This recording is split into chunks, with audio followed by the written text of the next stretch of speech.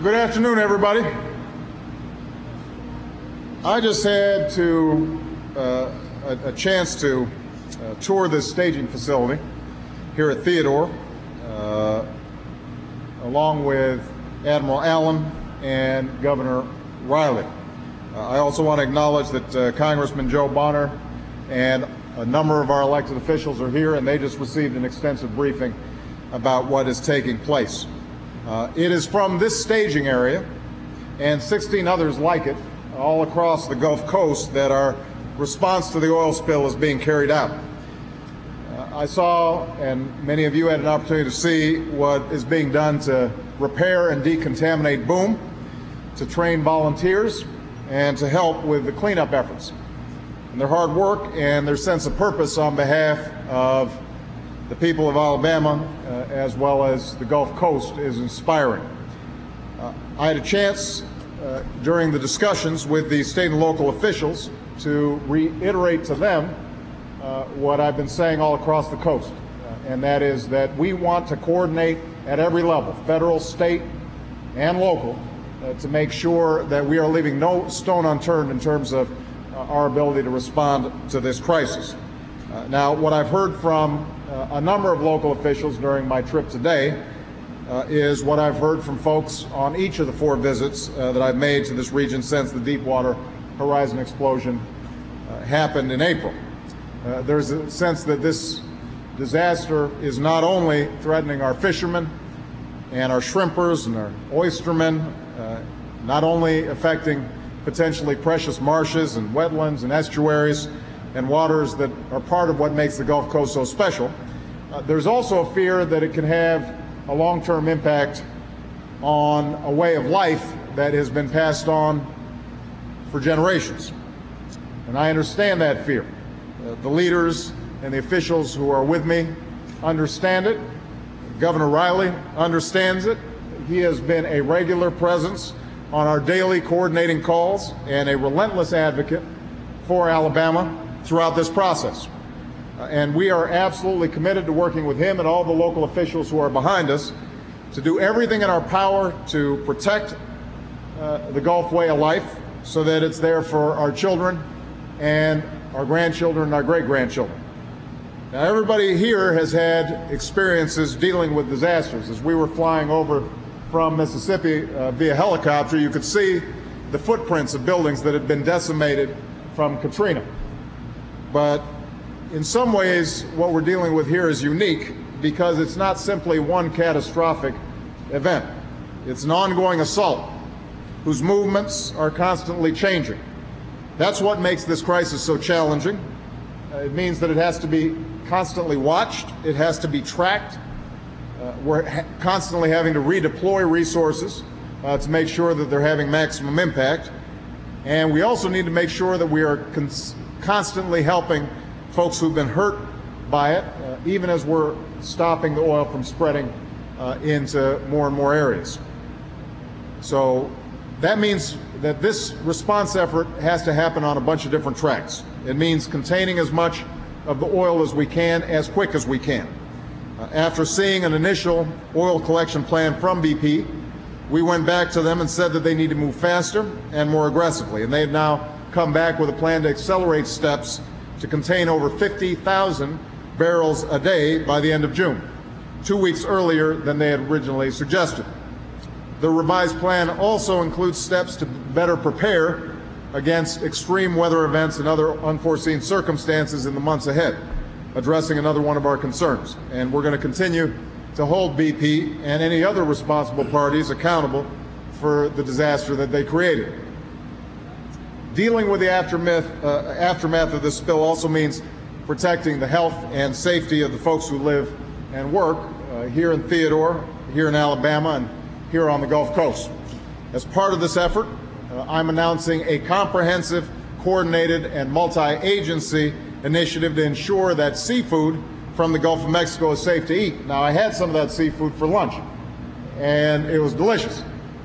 But we want to make sure that the food industry down here, as much as possible, is getting the protection and the certification that they need to continue their businesses. So This is important for consumers who need to know that their food is safe, but it's also important for the fishermen and processors who need to be able to sell their products with confidence.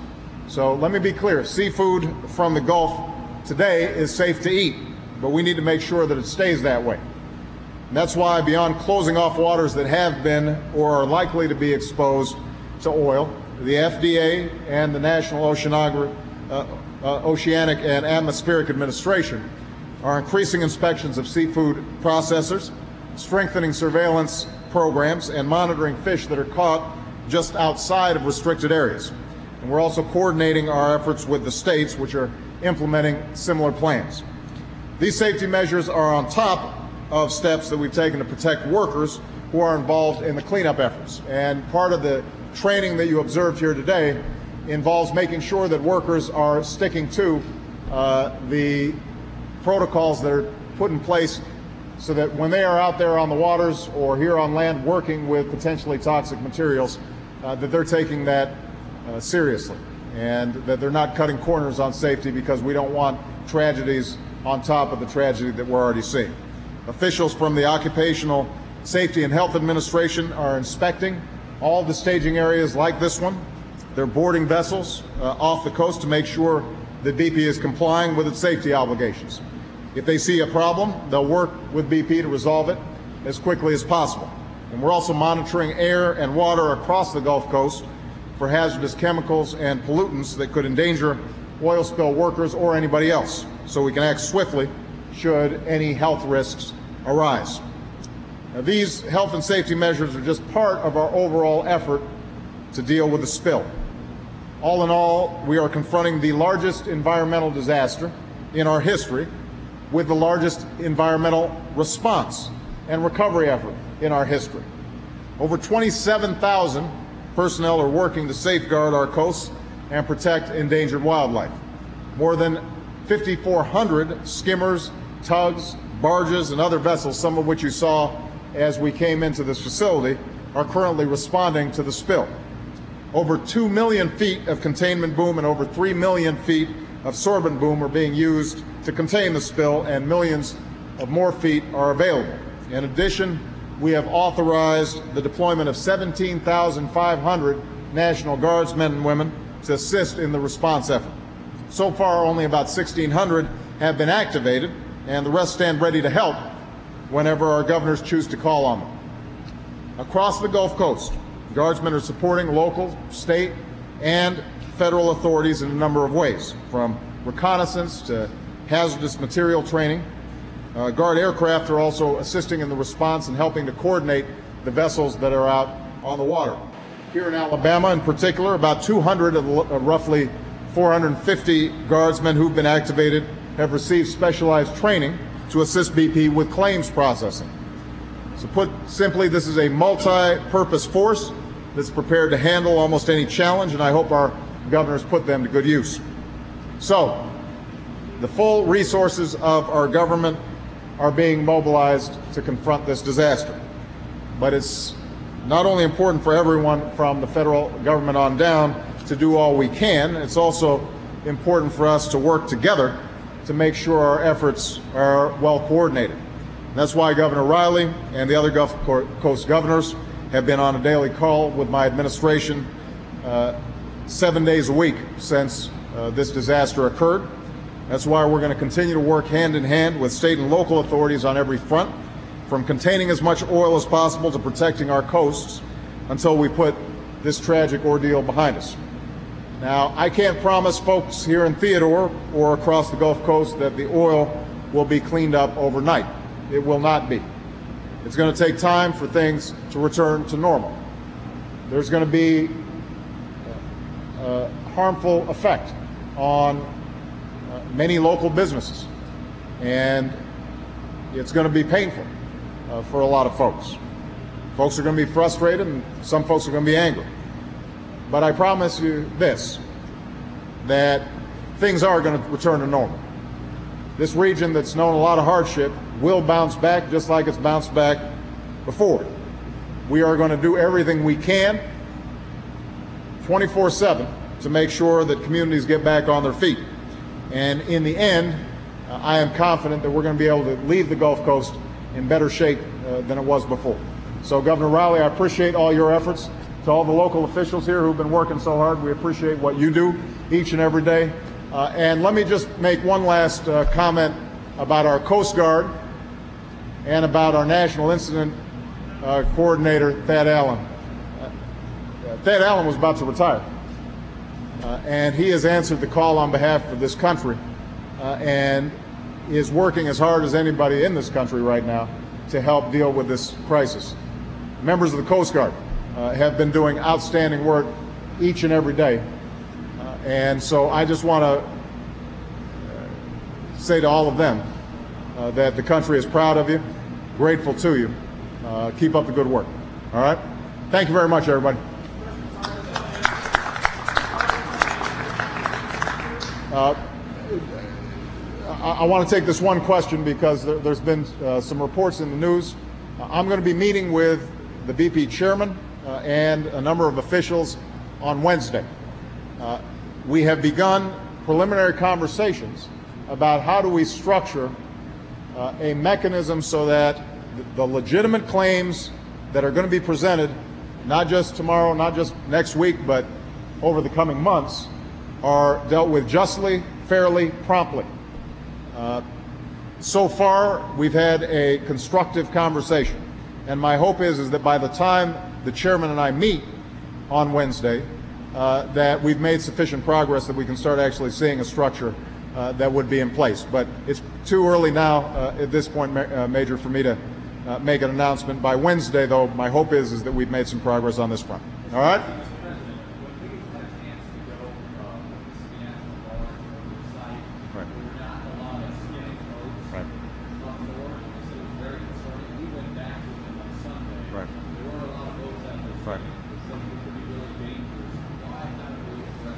I'm going to let Thad Allen, who's the National Incident Coordinator, address this very quickly because we talked about it during our meeting.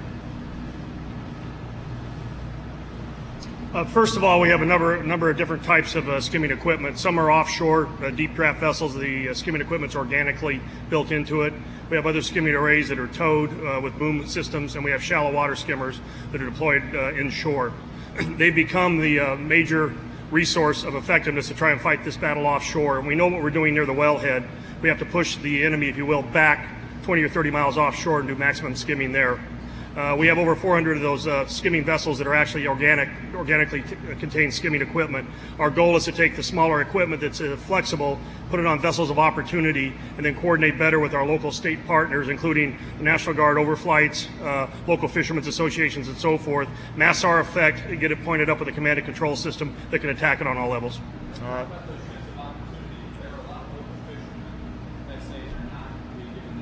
This is an issue, and you're only going to get two questions.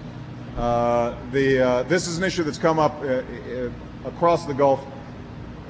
Keep in mind what we're talking about with vessels of opportunity. That could range from a big shrimp boat to just a little recreation boat that somebody's brought up.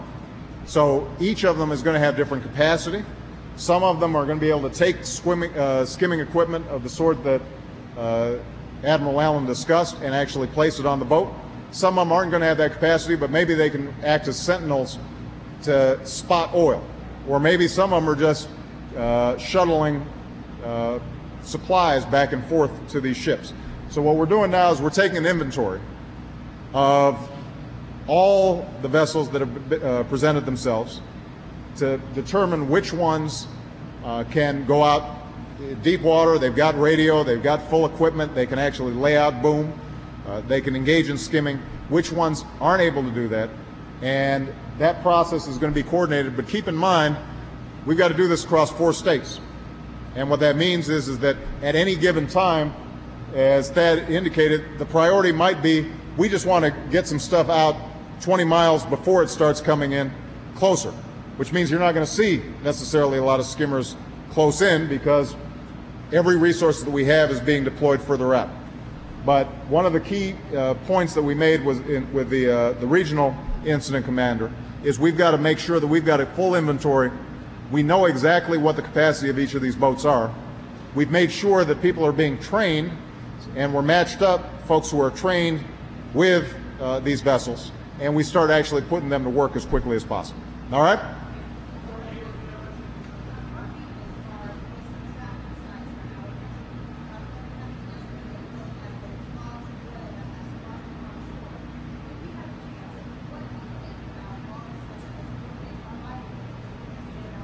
Well, look, I've seen a number of beautiful beaches. I saw some in Mississippi.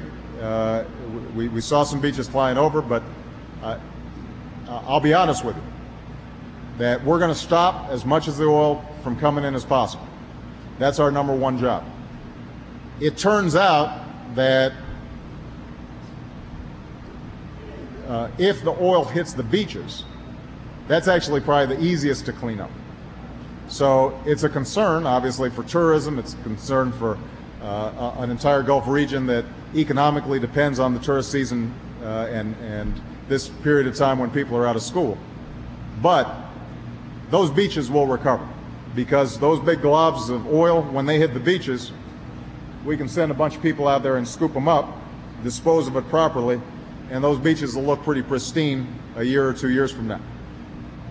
The biggest concern we have actually are the marshes, the estuaries, the wetlands, where if you start seeing that oil seeping in, that not only can kill oyster beds and other vitally important seafood and ecosystems, but even the repair efforts in those areas can actually destroy the ecology in the region. So we're having to coordinate with the best scientists we've got available. Thad Allen is working with NOAA and all the other agencies to make sure that we are grading priorities in terms of areas that have to be protected first and foremost, because they may have the most difficult time to recover. And that means that sometimes, for example, in Mississippi, where I just came from, they just made a decision they're not putting any boom in front of the beaches. Because the fact of the matter is, if the oil hits there, it's bad, but it's temporary. Whereas in some of these other areas, it could end up being permanent. All right? Thank you, everybody.